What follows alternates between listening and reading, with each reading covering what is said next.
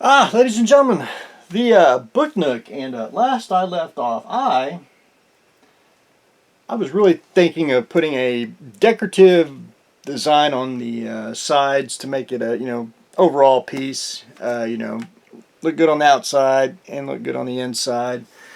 So I was toying around with, and I already done put it up. Cutting out like I want to say a cross, medieval cross on the side out of styrene. And I kept wondering if I wanted to do that. I was like, eh. Thought maybe do a print out a wraparound, which I may end up doing that later on. So I decided just to paint it a gloss black, and I may probably go in with a dull coat and kind of dull it down a little bit, but didn't want to take away from the inside than on the outside, and plus I really couldn't. And again, got a click. Nothing was just screaming at me, so not really worried about the outside, but it's the inside that matters. I got a little more to do on the inside. Is just basically pigment powders, adding a little bit debris, little things that you may or may not see it in there, just to a little bit of added more realism. The little design on the inside, I'm going to try to put a little bit of color in it, and that's just basically dry brushing, just to make it look like it's kind of faded is what I wanted to do. Should have did that first, but hey, I like to do things a little harder. So that's where I am on the base itself. The figure, and since we had a daylight saving time where we fall back 1 hour, I got a lot done. Don't never get a lot done when you have to spring forward, but when you fall back, you do. So the figure, I started painting her. I got all her, basically all her red on. Went in with a wash, and then again, I preach style. And when I say style, a lot of people do like actual highlights and everything. I do too, but it's more dry brushing and kind of wet on wet with acrylics. When I say wet on wet, it's just basically you're blending in the paint with wet paint on wet paint, and it gives a different effect.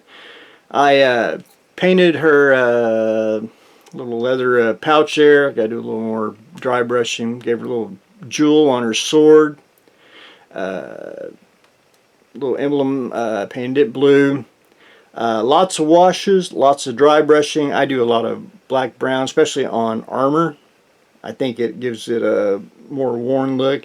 And I'm going to go in if I have it. Like natural steel, I kind of want one just a little more shinier. And I'm going to go in, and you're not going to really see it, but I'm going to stipple on the very edges, like, I don't want to say scratched armor, but you really can't see it, but just to give it a little more battle worn. And I do a little bit on her sword just to highlight like there's a light hitting on it. Again, the face, again, I'm not a figure painter. I like to do a base coat of a what is it, burnt sand.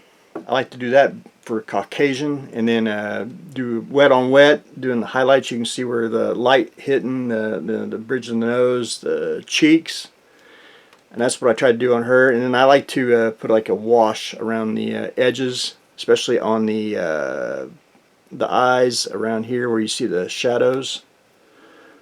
And then try to get her eyes painted. Don't look hopefully too ghosty. And a lot of things I basically did shadow wise. Of course, some things you can't see in the back because she'll be up against in the inside. But sometimes I try to overdo the shadows because you see how dark it's going to be. Plus, when the light hits, the different shadows on the figure itself will help out. Blend it all in. But anyway, she is just about done. And I'm going to try to finish up the box, and I'm going to try to get her glued in the next video. So actually, when you see the next video, it'll probably be a few days in between, and try to get that accomplished and finish it up. And then, ladies and gentlemen, up next for the Build for Others, we are going to build the Roto Kaiju Mecha Gorilla.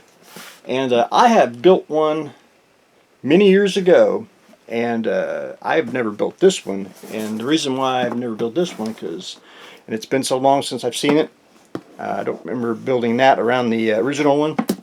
And it is a, don't spill it, it is a, I want to say old school vinyl kit. And I do like them.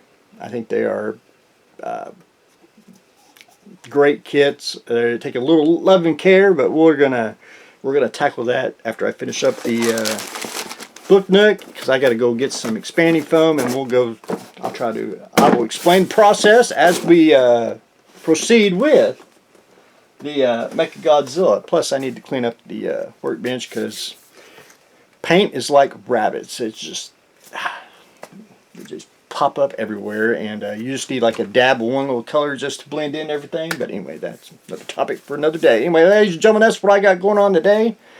Getting ready to start the Mecha Gorilla, and hopefully we can start finishing up the Book Nook. So that's what I got going on today. Stay tuned for the next exciting episode.